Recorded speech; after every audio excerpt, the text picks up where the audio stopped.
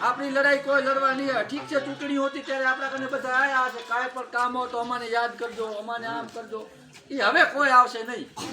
હવે અહીંયાનું કામ થઈ ગયું એટલે કોઈ નહીં આવે. પણ કોઈ ના આવે તો અમે છીએ. ક્યાંય કોઈ ઉપર ખોટી કોઈ પણ પ્રકારની, ખાલી એટ્રોસિટી નહીં પણ ખોટી કોઈ પણ પ્રકારની ક્યાંય ફરિયાદ નહીં થાય.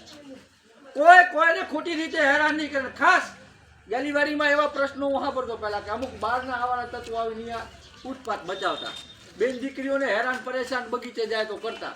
આવો ક્યાંય પ્રશ્ન હોય તો ખાસ યાદ કરજો. પોલીસ સીધા કરે કે ના કરે ને અમે સીધા કરી નાખશે. કોઈ પણ બેન દીકરી હંમેશા પોતાને સુરક્ષિત જ સમજે. અમે છીએ, અમે તમારા ભાઈઓ છીએ અને કોઈ પણ સમસ્યા હોય તો અમે રહેશી. જેમ તમે આજે બધા સાથ આપ્યો છે એમ સરકાર અમારા ઉપર હજી ગમે એ કરી શકે છે. હજી ગમે એવી ખોટી ફરિયાદો કરે પણ આપણે કાયદામાં માનવા વાળા છીએ, ફરિયાદોથી લડી લેશી. પણ ગામની અંદરમાં કોઈને સમસ્યા નહીં સર્જાય.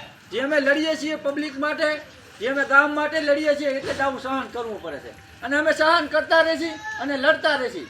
કારણ કે અમે કોઈને કોઈથી દબાવવા દેવામાં દેશી નહીં. નહીં અમે કોઈને બીવડાવી, નહીં અમે કોઈથી બીએ.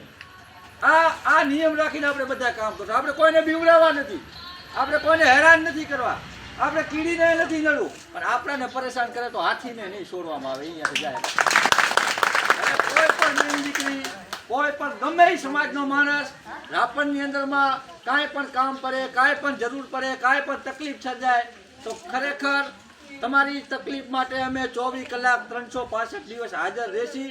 અમે લડત લડશી અને અમે તો અહીંયાથી વર્ષોથી લડતા આવ્યા છીએ. છતાં ગમે એની હોય અમે લડતા આવ્યા છીએ. લોકોને કોઈ સમસ્યા નહીં પહોંચે.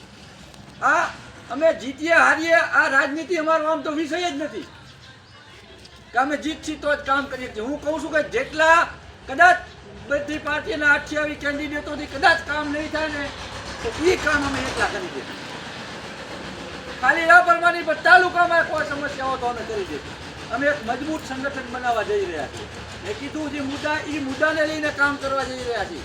એમાં જ્યાં જ્યાં તમારો સાથ સહકાર જોઈએ ત્યાં તમે સાથ આપજો. બાકી અમે જ્યાં સુધી એકલા લડી શકીએ અહીંયા સામે ત્યાં સુધી અમે તમને હેરાન પરેશાન નહીં કરીએ, તમારો ટાઈમ નહીં બગાડીએ. પણ જ્યાં જરૂર પડે ત્યાં, જેમ આજે તમે બધા લોકો આપણે ગામના લોકો અને આ વિસ્તારના લોકો એકતા બતાડી છે, એમ જ્યારે એકતા બતાડવાની જરૂર પડે ત્યારે ખાલી તમે તમારો સમય આપજો. બાકી તમે આરામથી તમારા કામ ધંધા કરો, આરામથી બે ધડક રાપર શહેરની અંદરમાં ફરો, બે ધડક તમારા મુદ્દાઓ ઉપાડો. કાંઈ તમને પરેશાની થાય તો અમે બધા લોકો તમારી સાથે છીએ અને અમે સાથે હોઈએ એટલે કોઈની ઓકાત કે વેલ્યુ નથી કે તમને હેરાન પરેશાન કરી શકે. કારણ કે અમે કોઈને હેરાન કરવા વાળા નથી. આપણે કાયદાને લઈને હાલ્યા વાળા છીએ. એટલે કાયદાથી મોટું આ દેશમાં કોઈ નથી. એટલે જ અમે કહીએ કોઈ પણ પ્રકારની સમસ્યા સર્જાય તો અમે 24 કલાક 365 દિવસ હાજર જ છીએ. અમે રાપરમાં જ રહીએ છીએ.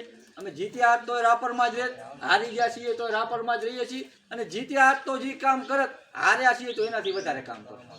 બાકી કામ એટલે છેલ્લે હજી બધા હું તમારો આભાર માનું છું કે આજે જે તમે એકતા બતાડી.